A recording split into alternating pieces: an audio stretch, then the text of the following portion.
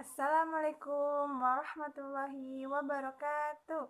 Apa kabar anak-anak? Alhamdulillah, luar biasa. Allahu Akbar.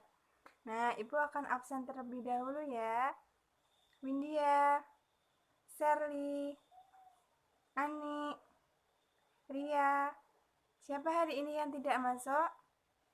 Nah, semoga diberi kesehatan sehingga besok bisa masuk seperti biasa dan mengikuti pelajaran pada pagi hari ini ya. Nah, di sini kemarin kita belajar tentang apa? Kemarin kita kan belajar tentang Pancasila. Nah, hari ini kita akan belajar tentang membaca teks dongeng. Siapa yang sudah pernah membaca teks dongeng? Hayo angkat tangan. Nah, kali ini Ibu akan membagi kelas ini menjadi dua kelompok. Yang pertama kelompok A dan yang kedua kelompok B.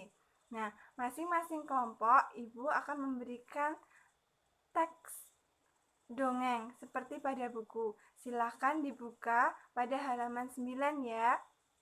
Nah, pada halaman 9 terdapat contoh teks dongeng kan? Nah, seperti ini. Masing-masing kelompok menyimak apa isi dari teks tersebut ya. Ibu beri waktu 15 menit. Nah, kalian sudah paham kan apa isi teks dongeng tersebut? Kemudian kalian cari apa tema dari teks dongeng tersebut, inti dari permasalahan teks dongeng tersebut ya. Nah, di sini Ibu akan membacakan teks dongeng tersebut. Teks dongengnya berjudul Asal Mula Buah Kelapa. Seorang laki-laki mendaki gunung yang tinggi. Ia ingin mengunjungi penyihir sakti. Penyihir sakti mempersilahkan laki-laki itu masuk ke pondoknya. Wahai penyihir sakti, ada sesuatu yang ingin kumohon darimu, kata laki-laki itu sambil menunduk dengan hormat. Aku ingin diberi sesuatu olehmu, agar aku menjadi seseorang yang sangat berguna bagi setiap orang. Permintaanmu cukup bagus, sahut penyihir sakti. Ia mengeluarkan sebuah kotak hijau yang kecil. Dia berkata, kau baru boleh membukanya jika kau sudah tiba di rumah. Laki-laki itu menerima kotak hijau tersebut dengan penuh perasaan gembira. Setelah pengucapan terima kasih, dia berjalan menuruni kaki gunung. Di tengah perjalanan, dia tergoda untuk membuka kotak hijau itu. Ia melihat apa isinya, namun ia tidak jadi membukanya saat ia ingat pesan dari penyihir sakti. Ketika tiba di kaki gunung, lagi-lagi ia tergoda, ingin melihat isi kotak hijau tersebut. Ia lalu membuka kotak hijau.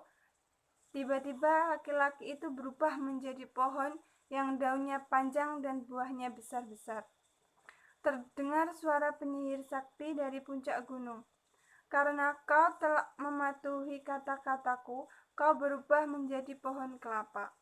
Namun permohonanmu tetap terkabul. Kau sangat berguna bagi setiap manusia. Daunmu, buahmu, dan batangmu dapat dimanfaatkan oleh manusia. Sejak saat itu, pohon kelapa cepat berkembang, sehingga bisa dijumpai di mana-mana dan menghargai pohon kelapa karena banyak manfaatnya. Ya, jadi setiap kelompok setelah ibu guru bacakan bisa kan mencari inti dari teks dongeng yang ibu bacakan. Nah, sekarang kalian tuliskan apa saja inti dari teks yang telah ibu bacakan di selembaran kertas, kemudian dikumpulkan ke depan ya. Ibu beri waktu 5 menit. Nah, sambil menunggu teman-teman kalian menulis, kalian tahu ini poster apa? Ya, ada yang tahu apa itu manfaat buah tomat? Ya, buah tomat itu bermanfaat bagi kehidupan sehari-hari, seperti membuat sayur mayur, dan bermanfaat bagi tubuh kita sehingga kita dapat melangsungkan kehidupan sebagaimana mestinya. Kalau sudah dikumpulkan ke depan ya.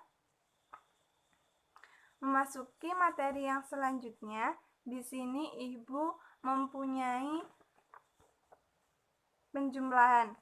Nah, dibuka pada halaman 11, di situ terdapat penjumlahan dari 1 sampai 10, itu dikerjakan secara kelompok, kemudian maju ke depan satu-satu untuk mengerjakannya ya. Jika sudah selesai, ada yang tidak tahu boleh ditanyakan kepada Ibu. Jika tidak ada yang ditanyakan, Ibu anggap kalian sudah paham atas materi yang Ibu sampaikan. Jadi, kesimpulannya dari materi yang telah kita pelajari hari ini apa? Yang pertama, yang pertama kita harus bersifat amanah. Jadi dari teks tersebut kita dapat mengambil hikmah bahwa kita harus bersikap amanah jika diberi amanah kepada seseorang. Kita harus bersikap disiplin dan juga menepati janji. Mungkin ada lagi? Ya, jika tidak ada, di sini Ibu mempunyai contoh gambar. Ada yang tahu itu gambar apa? Ya, itu contoh gambar alat musik. Nah, itu pada bagian 12 itu dipelajari ya untuk PR besok dan dikumpulkan kepada Ibu. Nah, jika tidak ada yang ditanyakan dari anak-anak semua, Ibu rasa materi hari ini sudah paham dan bisa diamalkan dalam kehidupan sehari-hari. Nah, untuk PR-nya dibuka halaman 14 sampai 15 ya. Besok pada pertemuan selanjutnya akan dinilai dan dikumpulkan. Jika tidak ada yang ditanyakan, mungkin cukup itu materi yang Ibu sampaikan. Apabila dalam penyampaian materi Ibu banyak salah, Ibu mohon maaf yang sebesar-besarnya. Akhiran, wassalamualaikum warahmatullahi wabarakatuh.